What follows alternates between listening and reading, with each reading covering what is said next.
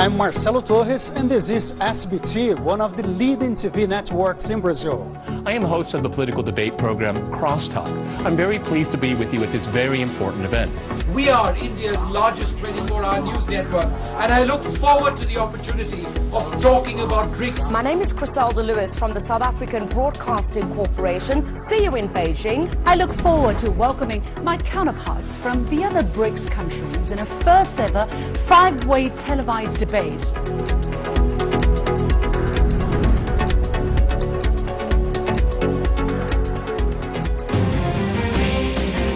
Hello and welcome to BRICS Talk. My name is Liu Xin. I am the host of a political opinion show, The Point, on CGTN. As the 9th BRICS Summit is to be held in the Chinese city of Xiamen, for the very first time in history, CGTN is inviting 4 other TV stations from the other BRICS countries to come to Beijing and produce this 1-hour special program for the challenges facing BRICS countries as well as developing countries. So, ladies and gentlemen, let's give it up for my 4 co-hosts.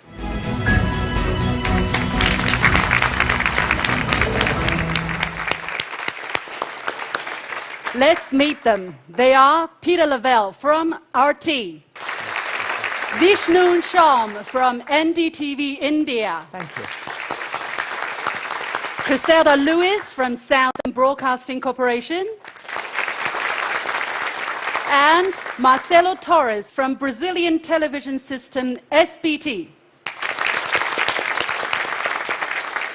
And behind each of us, a group of senior representatives and distinguished guests from each BRIC country, as well as guests from other countries who are interested in the BRICS topic. The warmest welcome to all of you as well.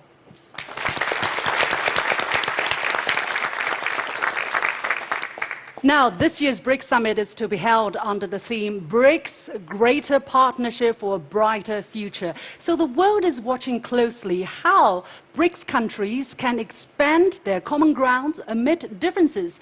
This is also the answer we will be looking at today.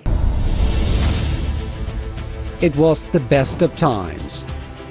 5 developing countries has emerged as a new engine of growth. The multi-layer cooperation platform has taken shape. 经过10年发展，金砖国家合作已经是枝繁叶茂、树大根深。A new bank has given developing countries a louder voice. It was also the worst of times, when the world economy goes at a sluggish pace. Anti-globalization, protectionism and populism from the West grow stronger.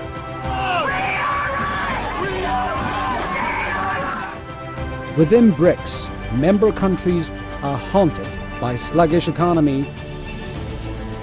So, can BRICS speak with a united voice? Is it a new force or a potential threat to global economic order? With time comes truth. Can BRICS stand the test of time? Can BRICS stand the test of time? And that is also the question we'll be discussing today. So, my fellow co-hosts, welcome once again. Before we go into our specific segments, let's have a quick introduction to tell our audiences what exactly we have come here, what questions we'll be asking, our guests, and what do we want to take away from this forum. I mean, from China's perspective, we understand that altogether our population is about 3 billion. Our economy is almost a quarter of the global GDP, and our economic growth altogether is almost half of the world's economic growth. And in terms of global governance, we are way below that standards. And this is what China would like BRICS countries, together with developing countries, to achieve, to have more equitable, more fair international governance so that, people in developing countries' interests can be better represented. I don't know what is the Russian perspective here, Peter. Well, I mean, we have to remember where it started out as BRIC. Without our South African colleague here. That was an invention on Wall Street. It was Goldman Sachs. It was about how they were going to make money off of us. Sorry, exploit us, okay? It has evolved immensely, where BRICS now, because we're living in a very I think, very tragic time on the international stage. I think there is chaos in the West, particularly in the United States, where they're supposed to lead the world. And now, this is a very important juncture, because BRICS has been around for a while, but it has to start leading now with alternative, parallel structures on the international stage.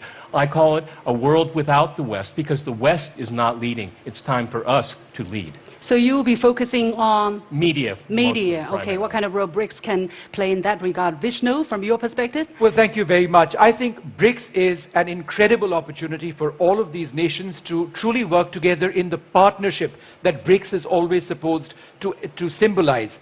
But let's face the facts. Coming into this BRICS summit, India and China have had some very serious differences, and mature diplomacy has been able to resolve, at least for the moment, the standoff that we've seen. India and China need to work together. Will this be symbolized? Will this actually fructify into something substantial at BRICS? That's what I'll be looking at today. By the way, Vishnu, you are defense editor and principal anchor from NDTV, so naturally you probably will be looking more at security, national defense in that line. Okay, Griselda, from the South African perspective? Yeah, for South Africa in particular, we see BRICS as a very important grouping to provide that alternative voice, both politically and economically, on the global stage. In particular, for example, when you look at infrastructure development or the lack thereof in my country and on other parts of the African continent, we're really looking with excitement at the new development bank, which will then fund these key infrastructure projects, which will bolster both growth and development, not just in my country, but of course in other countries on the African continent as well. What we really want to engage on as well is that there was always the belief from these developing nations that the World Bank and the International Monetary Fund was just not working for us. So that needs to take center stage. Importantly, and I think what came out of that clip that you just ran as well, is that these BRICS countries, the leaders of these BRICS nations, really need to speak with one voice on an array of issues of mutual interest, in particular at multilateral institutions, even at the United Nations, if you look at issues of peace and security, for example. Yes, very important role to be played there as well. Brazil, what will you be paying attention to? Well, despite the ups and downs of the global economy, all of the BRICS countries, to different extents, of course, they grew a lot in the past few decades. And also, they improved the living standards of their populations. Now that they're having a louder voice, the international community wants to hear from them in crucial issues like the environment. The planet cannot tackle climate change without a full commitment of the BRICS countries. And the question here is how to keep improving living standards, but in a way that you have wisdom in the use of resources. Very important questions indeed, and we are faced with a lot of challenges on that front. Looking forward to all of these, basically. But, okay, we have an unprecedented format, I believe. Altogether, all of us will just have 1 hour, so 9 minutes for each of us. Okay, we'll be taking the order of politics, national defense, economy, climate change, and China as the host. We'll wrap it up in the end. Ladies and gentlemen, are we ready to talk BRICS? Yes, yes, we are. Big time. Okay, Peter?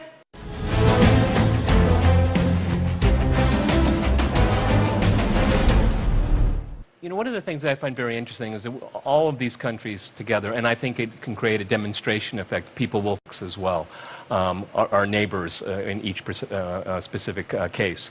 But we have to get our message out. And one of the things that really I find very pressing and very bothersome is that we still have Western narratives that dictate what we talk about. It's about media. And we have, since the 2008 financial meltdown, we have a lot of media that's very concentrated. It isn't concentrated in the countries that we come from. It remains in the West. And I look at all of our logos here, you know, and I'll go to our Indian colleague first. I mean, we are necessary. Why are we necessary? I would say we have to break the monopoly of Western narratives about our parts of the world, because they still dictate the pace. That's right. I absolutely agree with you. I really believe that BRICS is an organization which can, in effect, threaten or perhaps potentially even replace G7. If you look at the creation of the BRICS Bank, that's certainly something which lends a lot of power, potentially, to all the BRICS nations. When I hear the phrase in Western media, the international community says, the international community thinks, the international community promotes, what are they talking about? Because they're not talking about us most of the time. This is the kind of discursive change that we need, because the international community is the United States and its allies. NATO, throw in Japan, throw in Australia, a few other countries, some in the Middle East, okay? That's their international community. We need to break out of that. We need to take this language to ourselves. We need to appropriate it. Speaking of which, Peter, you have done a good job on that. I mean, RT has done a very sharp job on that. It's like a knife cutting some people say we've done a good job. Some people call us quite notorious. I'll take it as a compliment. Yeah, how do you take that? I mean, I'm flipping this around. I'm really curious. Well, I take it as I wear it like a thorny crown, if you know what I mean. I mean, as I've said to colleagues before, I remember the first 5 hate mails. I don't particularly care about the last 1,500. But it shows we're making a difference, and that's what we're supposed to do, make a difference here. Journalism and the mission of journalism, I think, is in tatters in the West right now, and we have to use the rule of law, facts, verifiable facts, and always try to stay away from sermonizing, because that's what the West does. It sermonizes the rest of the world in the service of its own interests here. And I'd ask my colleagues who'd like to react to any of that. Well, I think the internet changed a lot in the international field. In a positive way when you have more diversity in the news, but also with the advent of the fake news that's spreading like a plague. And I think that the role of a serious media organization or of the journalists is try to bring news that can be trusted to fight fake news. The term fake news came into vogue when? It only came into vogue a few months ago. After the election of Donald Trump in the United States, we could make an argument about Brexit as well. But they are the purveyors of fake news, not us. But and this is what, and it's it's a boomerang against them. But Peter, right we're the ones who need to distinguish between what's fake and what's not. As journalists, credibility and fact-checking every single time, not just because you're going on Twitter, onto Facebook, and you take that and think that that is fact. We've always got to check and ensure that we remain institutions of credibility and disseminate the correct information I think to our what audience. happens is that we have to be better than best, because the Wall Street Journal, the Washington Post, the New York Times, all of them, they get things wrong and they never pay a price. We always do when we're wrong. Yeah, the true stories that they don't like is called fake news. Charles, you want to say something? Well, actually, I was thinking that it would be very helpful if the BRICS countries, the media of the BRICS countries, do something for each other as well. In terms of describing, I would love to see your program cover more about Russia, for example. The point. Okay, we'll do that. Exactly. Or India to cover in a more positive way. I think that's a really important point. And in fact, you know, prior to this program beginning, we've been discussing amongst ourselves the importance of media within the BRICS community. And this is a process, a program like this, which we want to actually repeat next year as well. Because BRICS nations need to stop thinking about themselves and need to start thinking about each other as well. And the media has a big role. But I think also we have to, you know, the dollars and cents of media. Media ownership is very, very important, and it's very, I think, scary right now. Look who owns Google. Look who owns YouTube. Look who owns Facebook. Who owns Twitter? Okay? These are more or less universal institutions, and it's a very tight, controlled ownership there. We need, as BRICS countries, to come together to come up with alternatives to those institutions. I got a question over here. Go ahead. Konstantin, go ahead. You just said actually about, you know, West owning most of the very influential media, but I think basically, nonetheless, we can use it against Western propaganda. For the history, for example, Chinese history, Chinese invented what? They bullets, the gunpowder, then Westerns use it to come and conquer China, right? That's the same thing we can do. Back to the Western media. No, we can't. We have to do it, because your algorithm can disappear. I mean, they can disappear you in plain sight.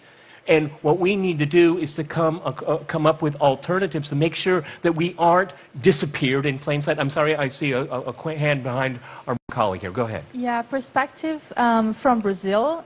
If you consider that we do not have correspondents from Brazilian newspapers that are actually established in Beijing or in many of these other countries that are part of the BRICS, that makes us lack a lot of information that could be interpreted from a Brazilian perspective and given to the Brazilian public. So what ends up happening is that we're mostly other foreign media on their interpretation of what it means to have a relationship with India or Russia or South Africa, and especially their fear against China. And that comes back to us because we cannot have our own interpretation of facts. I call it 21st century Orientalism. Exactly true. Exactly true. That's Tell what it us is. about In the fears age about of the China. internet. Yeah. You have a question over here? Well, Ms. Wu.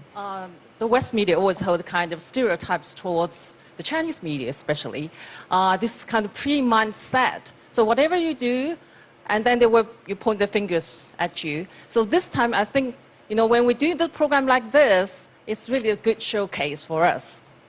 To voice out is really important. Yeah, and I think when it comes to television, all of us rely a lot on international news agencies. Yeah. And they are all concentrated in Western countries. Exactly. Of course, they have bureaus in other countries too. Exactly. But the kind of coverage they do in Brazil is not the same as the coverage they do in London, for instance. Yeah. And that's the kind of investment that we have to make. RT has set up its own news service. It's very, very expensive. You have to start from the very bottom. And we've put a lot of time and effort into it, and it's beginning slowly to pay off. But if we could partner all around the table, then you have diminished costs. I think we need to do something like that. I think there's a particular importance for us to know each other better, because we are cooperating, and we need to understand each other better. The countdown clock is there. Shall I continue, or you want to wrap it up? I'd like someone from our Indian delegation, real quick here before I get cut off here. I just wanted to point out how the Western media covered Olympics in Brazil. It was from the frame that Brazil is not a very secure country. China Olympics, the frame was too much pollution. And the Russian Olympics was all about mismanagement. Yeah. We can't hold Olympic Games. Okay, that's how the Western media looks at us. We end on my section with a very good example. Thank you very much. Thank you. Yeah, there are so many of these examples, really. It's a very bloody history. But thank you very much, Peter, for the 9 minutes. It was great. Congratulations. Thank you. So now, time is on India's side. The floor is yours, Vishnu.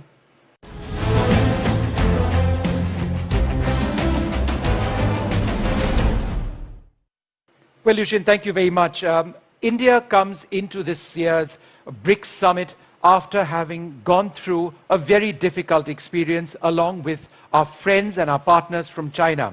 But I think it's important to reflect on the maturity shown by both countries in resolving the Doklam standoff, the border standoff, where we've had armed guards of either side just a few hundred meters away from each other.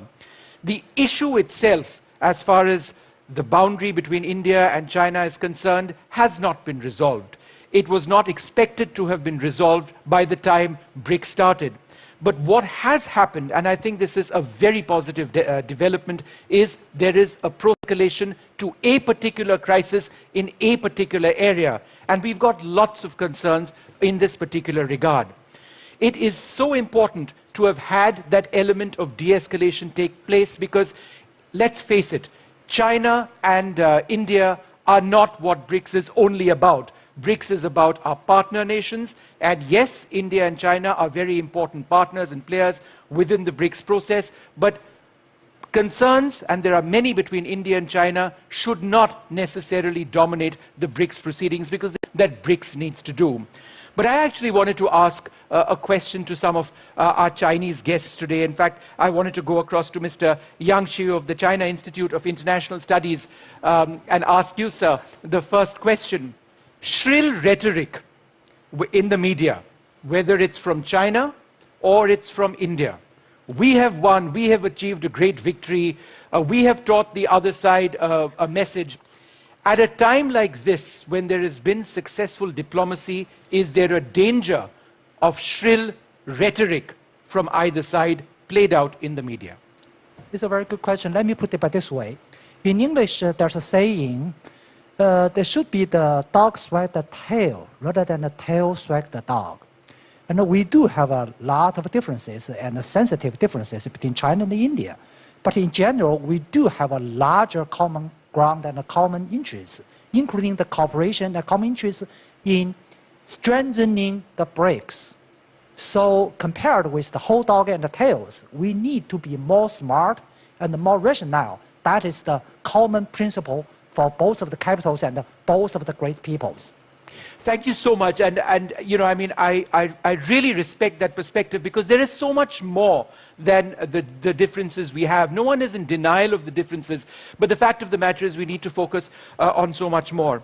One of the key elements of that is trade between the two countries, and we've actually got guests over here who are businessmen and business leaders within the BRICS process. And I just wanted to go across to one of them. Sukrit Chadda deals with textiles and fabric. Sukrit, let me ask you this. This frightening Doklam standoff, fortunately it's ended. Was it potentially going to affect your business and your equations between India and China from a business standpoint? You see, China and India population all put together is about 2.6 billion on the globe. And overall BRICS population is 50%. And if this thing was not resolved, you know, it was in fact affecting the business because there's, you know, a lack of trust. Because we do businesses on investments, and once there is a fear that, you know, you might have some war or something, the investments can't be put, you know, on either side. You know, so it's a very sigh of relief, and I hope the two leaders, President Xi and PM Modi, they will try and resolve it in an amicable manner so that the business and the trade doesn't get affected. Thank you. I also wanted to flip the question somewhat, go across to Madhav Nalapat. He's the UNESCO Peace Chair at Manipal University in India. And be somewhat more cynical perhaps and ask the question, can we realistically have BRICS working without India and China talking in the way that they need to be talking? Well, Vishnu, I'd like to say that we saw from our Chinese friends that the tone would be different. Now, I just want to point out the old Latin point about the tertius gardens, the third party. The fact is that if India and China collide with each other, neither country will gain, some third parties will gain. So you have that kind of situation between India and China. Now, I was quite confident, frankly, that the leaders of the two countries, Prime Minister Modi and President Xi Jinping, will ultimately resolve this for the simple reason, the higher you go in your analysis, that is, the more into the future you go, the broader you go in your analysis, comprehensively you grow in the relationship between India and China, not just Doklam, not just a 4,000-kilometer boundary, but a whole complex of issues in which India and China are working together and can work together. It's obvious that the two countries need to be good friends. So my expectation is that kind of a friendship will be further reinforced in BRICS. I was a little dismayed, you know, to see the extreme overreaction to what, in my view as a scholar, was a very minor incident. But I think there's a reason why the Chinese is overreacting, because over the past couple of years, there have been a series of examples or indications of the kind of hostility we perceive that the Indian governments and the Indian media has been adopting vis-a-vis China, with China as a potential target. I don't know whether my experts would agree with me. Charles? I make investments in India as well as in China. And I have to agree with you wholeheartedly, because we even see in the Indian press attempts at starting trade war against China, boycotting of Chinese products, Chinese goods. Now, in the Chinese case, I have to say, the media is pretty unified in terms of wanting to play down the event. So those of us who are in business don't see any possibility of a war, because it really helps some third party. But the media side from India actually had some very harsh statements. I take your point, sir, but I think that's a very, very contentious point, because the way we see it in India, as we read the Global Times or we read several other Chinese publications, including publications, online accounts as well, is that China really wanted to up the ante in this particular case. The use of the term war was used in commentaries and editorials in the Chinese media. There is India only one has Global not, Times in India China. did not want a war, does not want a war. Don't always we look want at peace. Yeah, we but want China peace as well. should not feel India to be a threat. And I think it's questions like this, no disrespect to you, my friend, that add to the negative vibes which we don't need going into BRICS. Well, China doesn't see India as a threat. We don't see you as a threat. We don't see you as a threat. We would like you to be a friend. You have written articles where the headline says, I am China, India and the United States and Japan participate in the largest maritime drills. But there's a reason for that. Let's bring it back to BRICS. Let's bring it back to BRICS. There's a reason for that. But then again, answering that question would turn this BRICS fora into China and India, which is precisely what my initial point was. You're running out This of time, has to be Vishnu. about BRICS. You're running out of time. I think BRICS should also look at ensuring that there's always a harmonious environment among member countries. It is for that reason, when there are political issues or standoff, the leaders must quickly act. BRICS can't be only about trade and investment, but also political way of solving issues. One thing this now came to my mind. That is now China, India standoff seems now coming down. Yes. But we need to think how to prevent those things coming again. Would anybody like to what take kind of role this that BRICS question? mechanism can do? Sure. Preventing Would anybody those quickly kind like of to answer that? I think Yeah, she's go answering ahead. the question. She's answering her own No, question. she asks an important question. What can be done in terms of a mechanism? Go ahead. I think, again, we know that the reason, and this is as the Russian side advocated, was that the media plays an important role. What happened in the run-up of the summit was that there were belligerent remarks from both sides of the media, which made it difficult for diplomats to actually resolve this issue. There's a mechanism called the mechanism of special representatives, which exists between India and China, but had there been a coordinated or cordial responses or less belligerent responses from media, it wouldn't have happened. Something but what we can be need to done. work on is build that mechanism of SRs and ensure that such incidents don't happen. They've happened in the past. We've gotten out of them. They take 8 or 9 years. But this mechanism is extremely... Let's hope this mechanism will work better. Vishnu, unfortunately, time is up, but thank you very much and congratulations. And Griselda, from Africa, the newest member of BRICS, the floor is yours.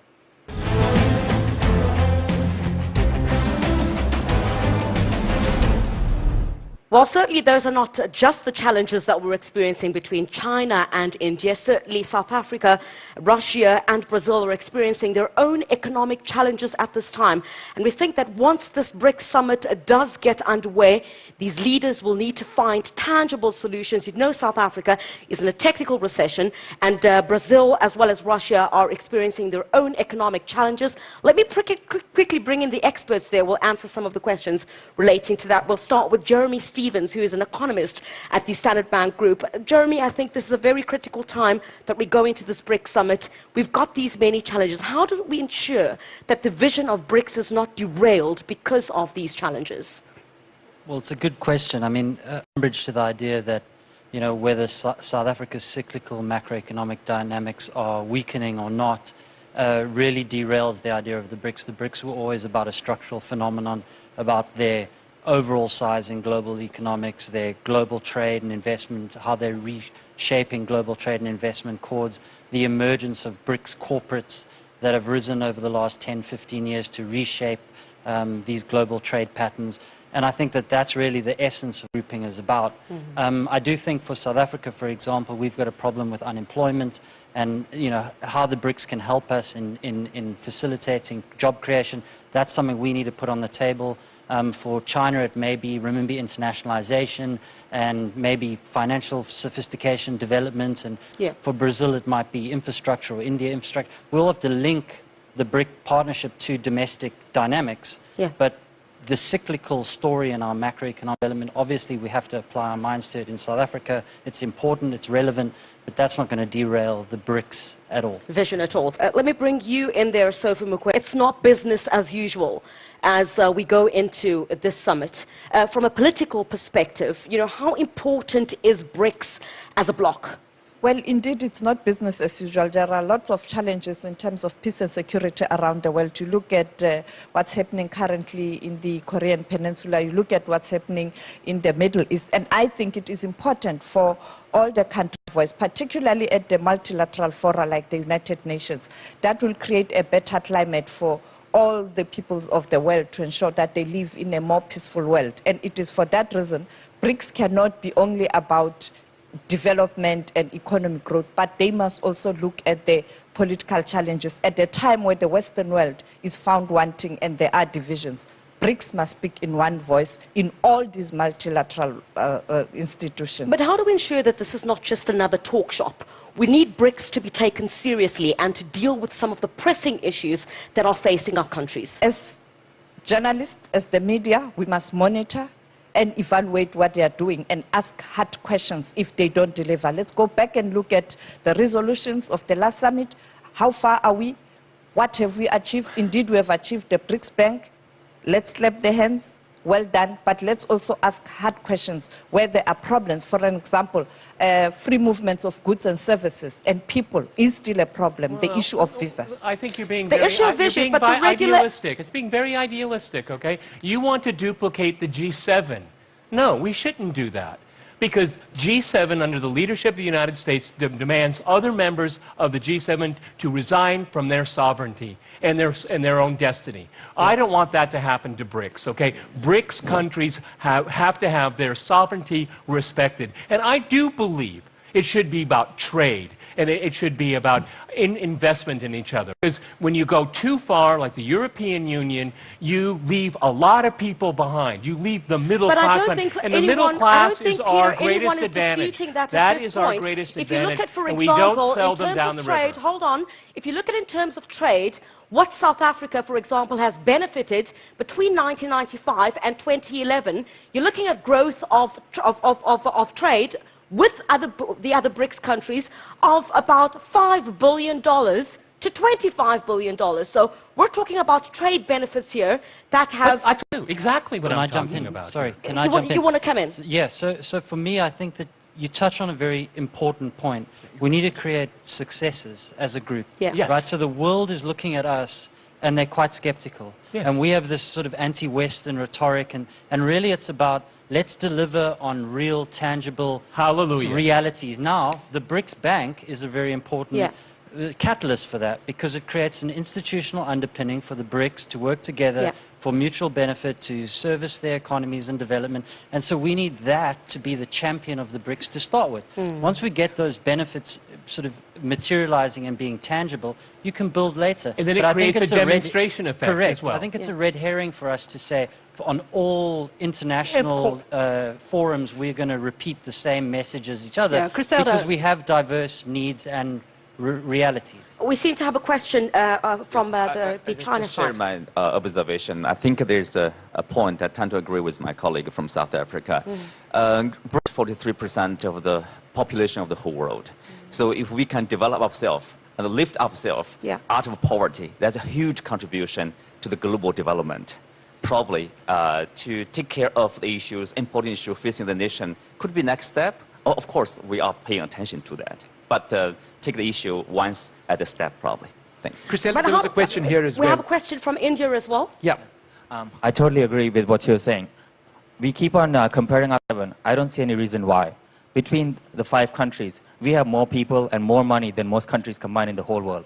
We don't need to be dependent on anybody. If we can somehow work on better tourism policies, more easy visa-free access between our countries, we can get so much more between trade, tourism, and just generally friendship, happiness, you know, all that. I see China wants to go at it again. No, actually, just to add very quickly, China sent 130 million tourists abroad last year, spent over $280 billion, more than double what the US travelers have spent. Just the simple fact that BRICS exist and promoted in China as an organization, however you describe it, as an association or bloc or whatever, the simple fact that the Chinese population is now looking at BRICS as an entity they will look at going to South Africa and Brazil. Oh, and they come to Moscow in mass, okay? We see them all. We got a question over here, too. Just that informal association alone can bring benefits in terms of tourism. Maybe it's better. Russia there as well. Thank you very much for the word. Especially like if we're talking about BRICS, it's very important to understand the point of economical development. So China, India, Russia, and Brazil is inside of like BRICS. And what is the most important point we need to understand, and we need to ask South Africa, why like when a lot of money are coming from China to Africa, why South Africa is not the major point and not is the major partner of Chinese money, of Chinese partners, of Chinese economical development in that kind of region. So I think like if we're talking about BRICS, we need to understand common points. We need to understand how we need to develop this business together, and we need to understand what kind of regulatory affairs and regulatory issues we need to create on the platform of BRICS in the beginning. And after that, we need to move to the political points, to the security points, Okay, we're running out of time, and I points, think, apologies for that, we're running out of time, but I think it really brings back to what we've all been saying about the fact that we need to tell our own stories. We cannot have other people telling our stories. It gives a complete different view of exactly what our countries are about. If we can start with that as media practitioners to begin with, I think we're really on the correct footway. And I think it's a very good question. What exactly is BRICS? But sometimes does it really matter? I mean, can we just do it as the way it is? But anyway, Brazil, tell us your perspective. The time is yours.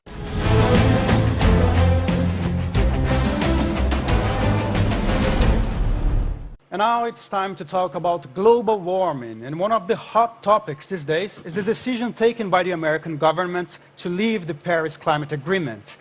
The BRICS countries released a statement in July saying they are still back in the agreement. But what kind of threat this American position can pose in the international community? Could it jeopardize the whole effort that has been done in order to achieve the Paris Agreement? I would like to start asking that question to one of our experts. It's Mr. Harvey. He's from China Daily. Well, we have a saying in English that be careful what you wish for because it might come true. Since 1823, with the enunciation of the Monroe Doctrine, people in Latin America have been saying, Yankee, go home. We've gone home, or we're in the process of going home. And this cuts both ways. The good way is there's a vacuum. It needs to be filled. BRICS can fill it, the same way that China is filling much of the vacuum that's left by President Trump and his decision. The bad thing is, yes, we have been major actors, but it takes about 4 years to get out of the Paris Accord, and so we have a lot of time. And I predict that President Trump won't be there in 4 years, so I think maybe a lot of the damage can be undone. Okay, another very important topic when you talk about environment. Some of the BRICS countries, they rely heavily on the oil industry. We can talk about Russia, we can talk about where the pre-salt layer is perceived by many as a ticket to prosperity. And are the BRICS countries prepared for a post-oil economy? I would like to start asking to the Russian friends there what they think about this issue. Go ahead. Representing Russia, I don't see a huge problem about that right now, and I don't think that Russia should get prepared for the post-oil economy, so to call it, because, well, as we all know, China creates a lot of demand for Russian oil and gas.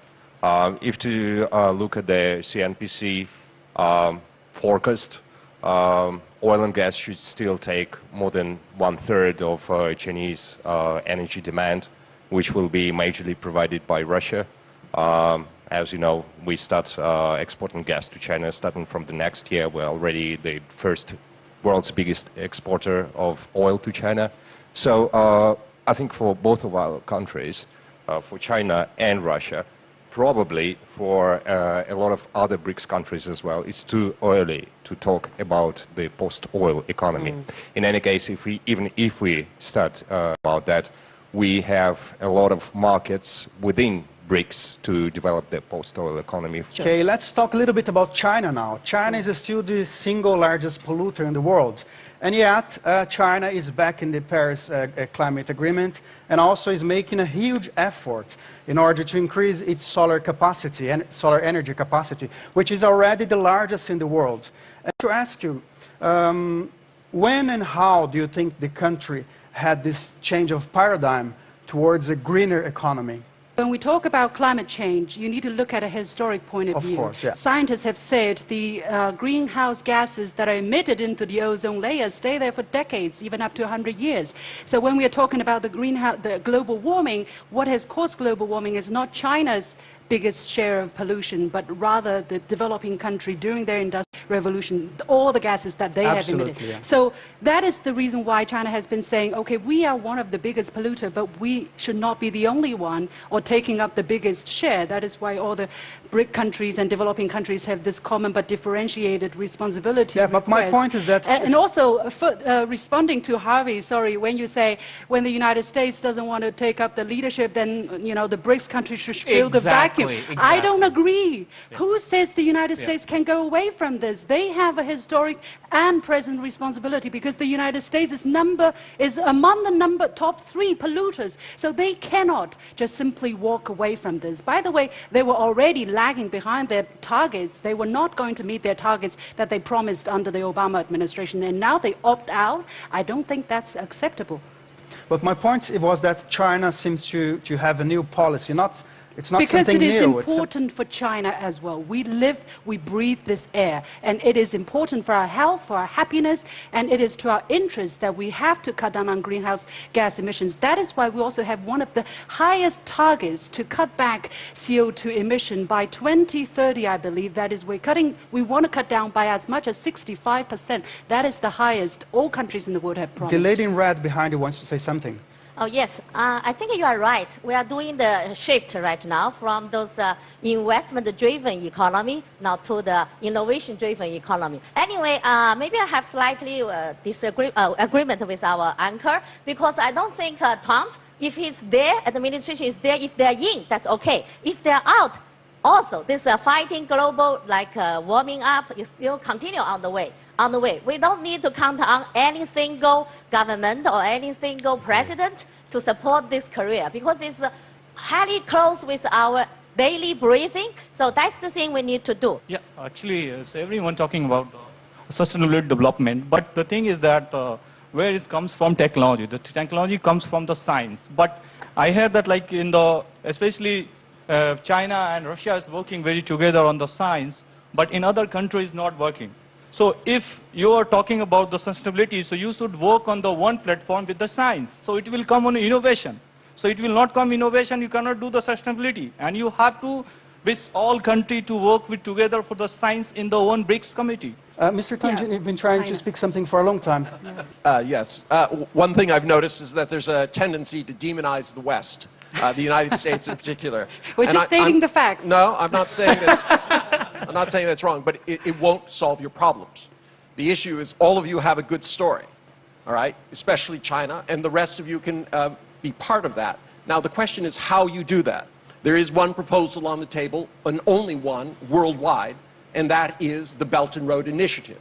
To the extent that you can come together on such types of initiatives, whether they're economic or trade, is the basis by which you can solve a lot of not only the demonizing by putting your own story first, but also the tendency sometimes to demonize each other. You have to get above that, but still have the courage, as the press, to look internally. There are questions of corruption, all right? There are questions of misuse of nationalism, all right? These are all issues that we must confront. But trade is going to have to be the #1 issue that brings you together. Otherwise, it is not sustainable. Thank you. And do you still have time for one more? Yeah, go ahead, please. Okay, Larissa. Maybe one more quick comment from China as well. One sentence, please. Yeah, 2 comments. First of all, after you convince people financially that it makes sense to use ethanol, they start, like in my case, using it because they believe it's better for the environment, even if it's more expensive. And I totally agree with the idea that the BRICS has to focus on trade or economic development in general. In that sense, what Brazil needs, and I believe what India needs, is infrastructure. So infrastructure is the key for the focus of the Road. New Development Bank and the Belt and Road. Thank you very much, Marcelo, and a round of applause.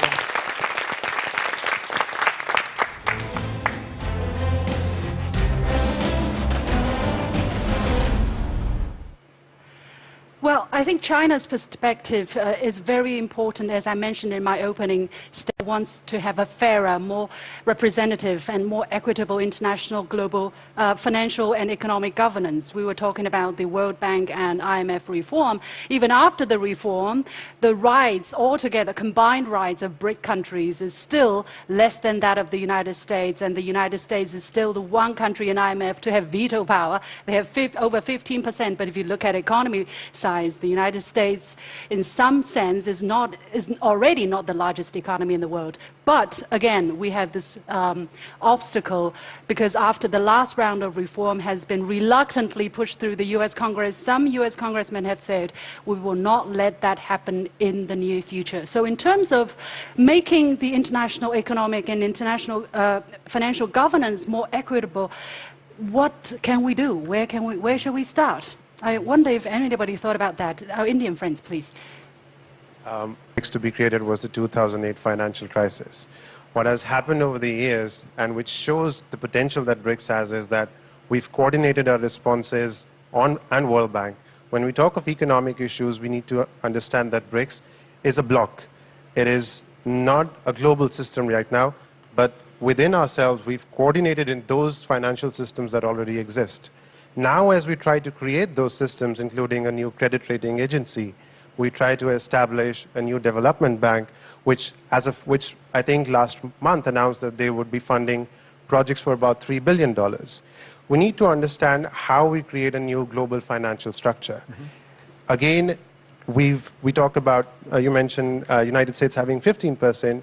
Together, when BRICS combined together, they were able to get a reform package at World Bank that increased our shares by 6%. Yeah. So while BRICS in itself, at the moment, cannot create a new financial order, it can use the strength that it has to influence it and make a dent. Yeah, that's going to be step by step, and that's going to take quite a while. But let us talk about the European perspective. Maybe, Mr. Wittke, you are probably in the best position to talk about this issue. How is the voice, the aspiration of BRIC countries seen in the Western bloc?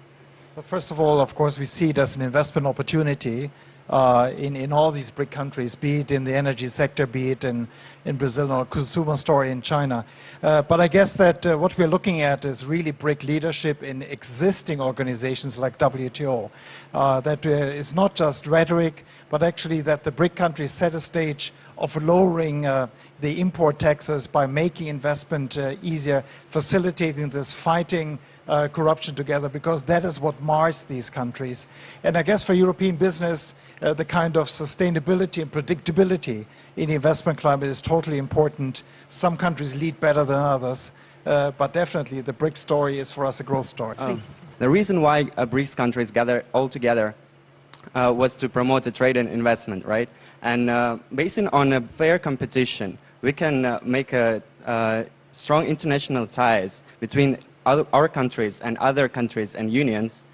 This will be a good example how other countries can follow us. And here comes my question. About half a year ago, China mentioned BRICS Plus, which consists of 30 plus other countries. Could you please comment what is the idea of it? Well, I understand that the Chinese government does have that in mind, and it's actually one of the very important items on the agenda this year, which is BRICS Plus. First of all, it should not just be a small clique group of more advanced countries in the developing world, but there are other countries that are also developing very fast. So this year we are inviting 5 additional countries joining this summit, for instance, from Egypt, Mexico, Tajikistan, Thailand, and Guinea. So why these countries? There are various considerations, either because of their economic development or because of their geographical location.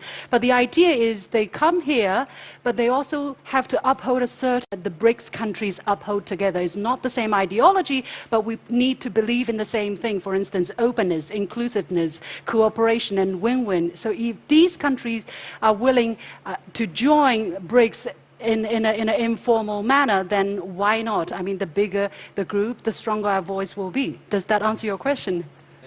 Thank you. Thank you very much. Yes, please. I'd like to add one more point. The short answer is, just as our Russian host mentioned it just now, say we are not a G7. Let's say we are G5, BRICS. But that's not a typical westernized group. The G5, the BRICS, is open and inclusive.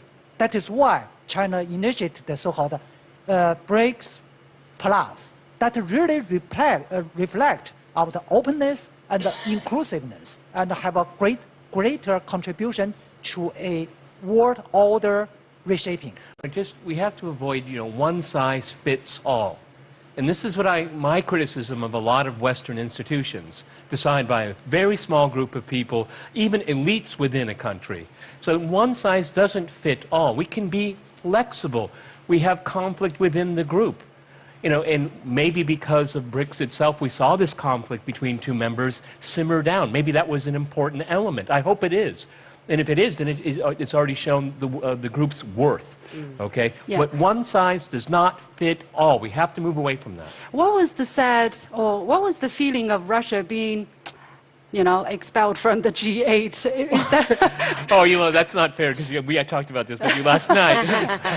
No, I mean, I hope this kind of thing doesn't happen to the BRICS. Okay, I can't right? say between what I think and what Russia thinks. I mean, of course, I think the official line was that they probably weren't very happy about it.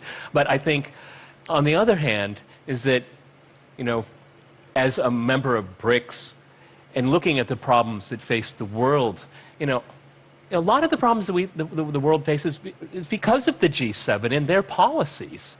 Economic policies, trade policies, security policies, I can go on and on. And I have always personally, Peter Lavelle, okay, this is on TV, I have always felt that Russia didn't really belong in the G8 because the G8 has to solve the problems that they created. Russia didn't create those problems, okay? And we have to remember the G7 was a Cold War institution. The Cold War is over a quarter a century ago. Okay, they can exist so long as they're, they want to stay together. But what is the Indian perspective? I see a lot of hands on the Indian side. Okay, this gentleman first. Yeah, I can talk about one thing, that's unity in diversity.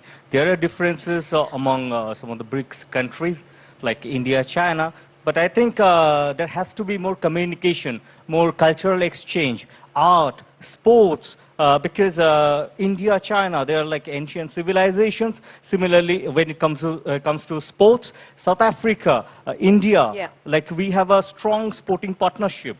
We can learn from China, Russia, because they are the host countries of Olympics, so is Brazil, so Football World Cup. So I think more and more people know about each of these countries, common people, businessmen, traders. I think that's more important to build a stronger BRICS. So I believe that we should encourage, all the BRICS countries should encourage more like cultural exchange, art and trade exchange programs. That's a great point you're making. I think that is one of the most important things we should do, is for our country to have more cultural human context. That lady in the South African part. Yes, absolutely. On those lines, I think the cultural exchanges are extremely important. How likely are we in this BRICS able to come to a one voice to address these multilateral institutions?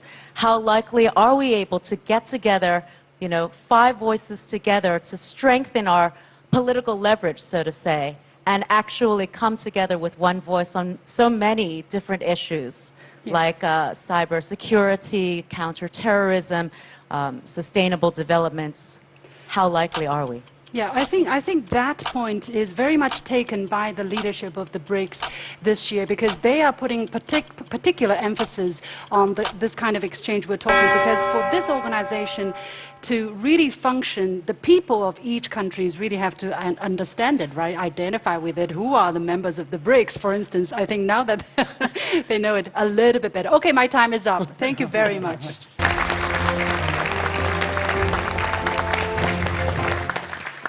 All right, ladies and gentlemen, we have each had our time to talk, and sometimes it was heated, sometimes it was, more civilized. But looking back, what have you gotten out of this conversation? What will you take home and maybe think a little bit about? Peter?